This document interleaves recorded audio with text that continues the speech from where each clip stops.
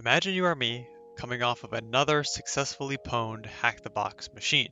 You're feeling incredibly confident, ready to take your first ever offensive security pen testing certification, the PJPT. You've gone through the course, put countless hours into the lab, and you've been grinding day after day, week after week, ready to take your first steps to becoming a penetration tester. The exam starts. You pwn one machine, then you pivot to another one, and you keep on gaining traction as you're getting closer and closer to domain administrator. But then the world pauses as you realize you made one glaring mistake that could cost you the entire certification. See, the beautiful thing about the PJPT and all other TCM security exams is you have to do the thing, but you also have to prove it. For the PJPT, you have to get domain administrator, but you also have to write a stellar report on how you got there to pass the exam. And this is where the crux of my mistake was. I relied way too much on confidence and feeling throughout the exam. Monkey saw an open port, Monkey threw an exploit at it, and Monkey kept going until Monkey hit a wall. This was the kind of mentality I took going into the exam, and it got me pretty far until I realized my big mistake. I was having a blast pwning this exam until I looked at the clock. I had 2 hours left of exam time, and I had taken no notes.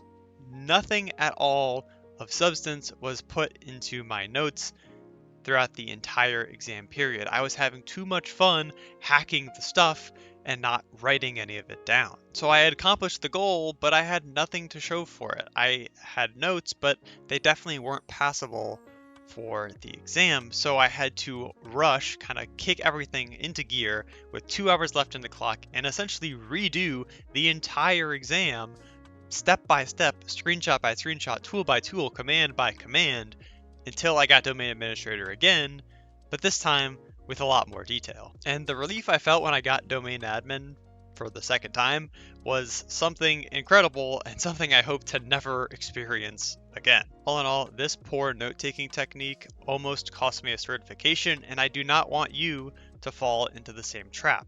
That's why I built a system to stray away from the neuron activation monkey brain that goes after every open port and instead follows a structured outline and guide to ensure everything is being taken care of and you have a strong hold over your notes. So let's jump right into it.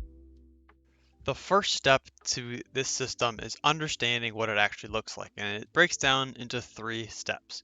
First is going to be organized. Second is going to be capture, and third is going to be process. So let's jump into my Notion and look at what that actually looks like. So first things first, the organized step. This is what organization looks like before going into your exam. We can see that we have broken everything down into big headers that we can navigate, and my face might be in the way here, but you can navigate on the right hand side, and we have a table at the top saying, hey, here is our IP 192.168.2.4 or 2.3 is our host, and then let's say we have a domain controller on 2.4, so this is like a workstation, this is a domain controller, and then we can continue this process at the top. And again, this is basic enumeration, but it helps incredibly when you're trying to write your report.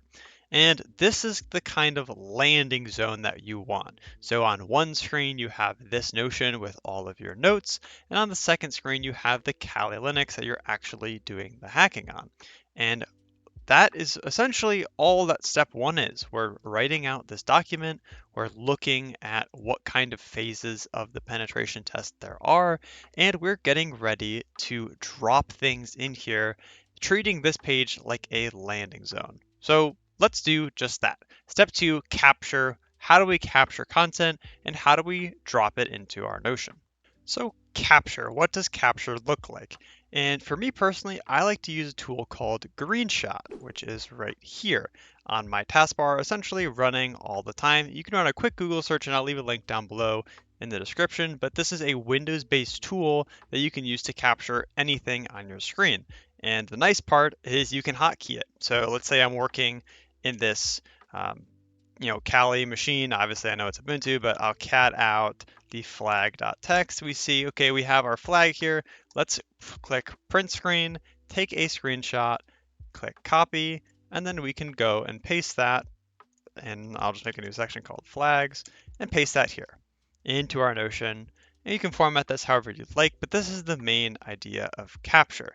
Essentially, taking what you have on the screen and posting it into your notes. And there are a ton of other tools that can do this. Obviously, Greenshot is my preference, but if you want something completely native to Kali, I'd recommend looking at Flameshot and Cherry Tree. Flameshot is kind of the Ubuntu Linux, Kali Linux version of Greenshot, and it can run completely fine in Kali. And Cherry Tree is just a note-taking app. I wouldn't say it's similar to Notion, it's more similar to Obsidian if you've ever used that, but both are very native to Kali and both are easy and simple to use.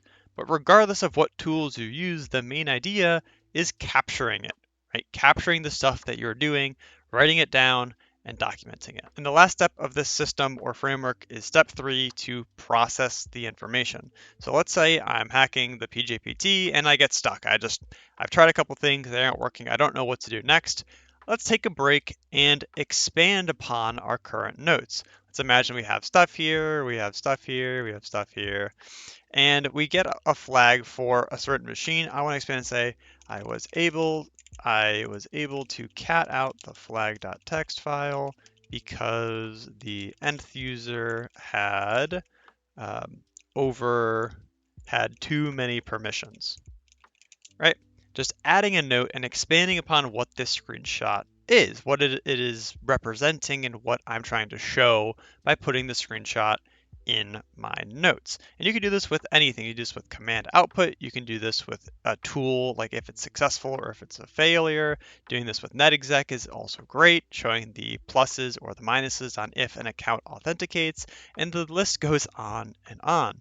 But those are the 3 main steps. That's pretty much it. And the biggest thing with the process is you want to tell a story. Your pen test report should tell a story about the client's environment.